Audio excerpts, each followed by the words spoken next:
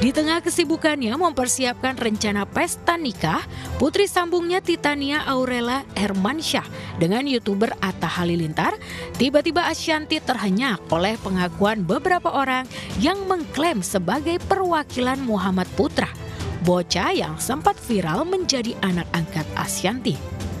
Oleh sekelompok orang yang mengatasnamakan diri dari Lembaga Bantuan Hukum Keadilan itu, Ashanty dituding hanya memanfaatkan Putra hanya untuk konten YouTube pribadinya.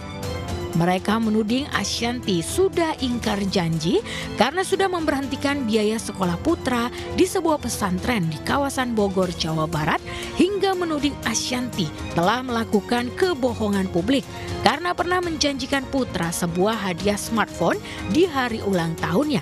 Namun hingga kini janji itu tidak juga dipenuhi. Bulan Juli kemudian masuk pesantren dan saya ikut mendorong agar dia mau untuk pesantren, karena mulai tidak mau untuk pesantren.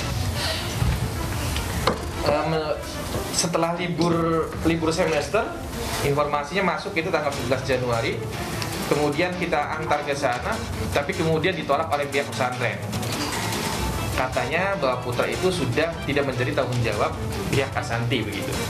Kami hanya mempertanyakan saja begini, uang pangkal yang sudah dibayarkan pihak Ashanty ke pesantren katanya diperuntukkan untuk anak yang lain begitu. Jadi kalau Putra mau melanjutkan maka dianggap sebagai santri baru. Katanya sudah diberikan handphone saat ulang tahun begitu. Sebelum pesantren.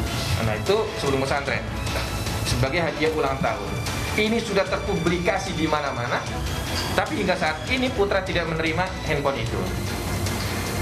Kami menduga ini ada kebohongan kepada publik gitu loh. Dituding sudah menelantarkan Putra karena janjinya menyekolahkan Putra hingga bangku kuliah tidak ditunaikan, hingga ingkar soal pemberian hadiah, Ashanty pun angkat bicara. Ashanty mengaku tidak pernah memberhentikan biaya sekolah Putra di pesantren tersebut. Sebaliknya Putra lah yang memilih ingin keluar pesantren.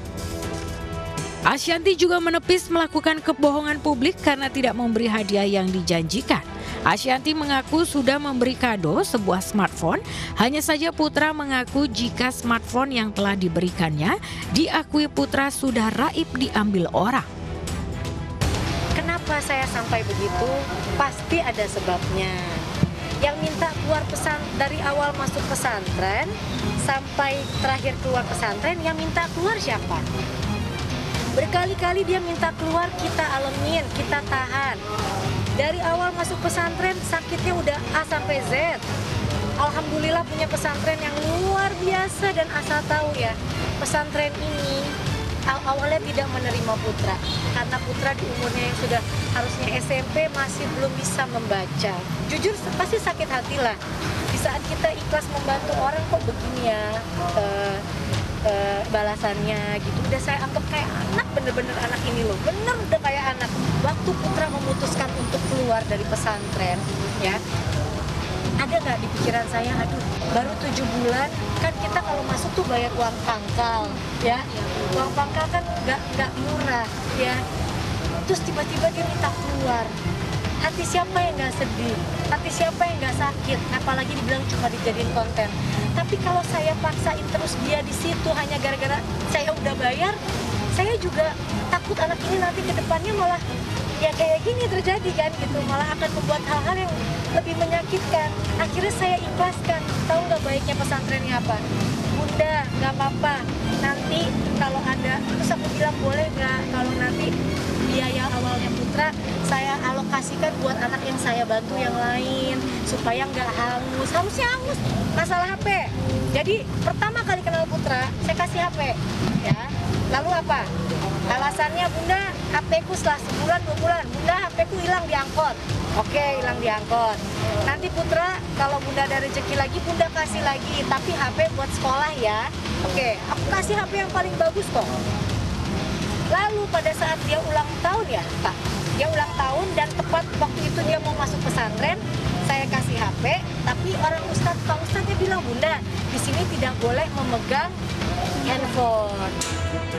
Selain klarifikasi semua tudingan miring yang mengarah padanya, Ashanty juga mengultimatum mereka yang mengaku dari LBH agar tidak mengeksploitasi Putra untuk mengajaknya press conference di hadapan media. Ashanty mengancam akan melaporkan kasus tersebut ke KPAI.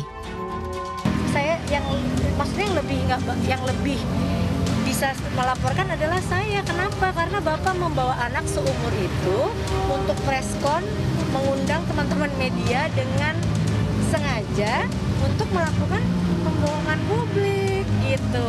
Kalau saya yang melakukan pembohongan publik, pembohongan yang mana?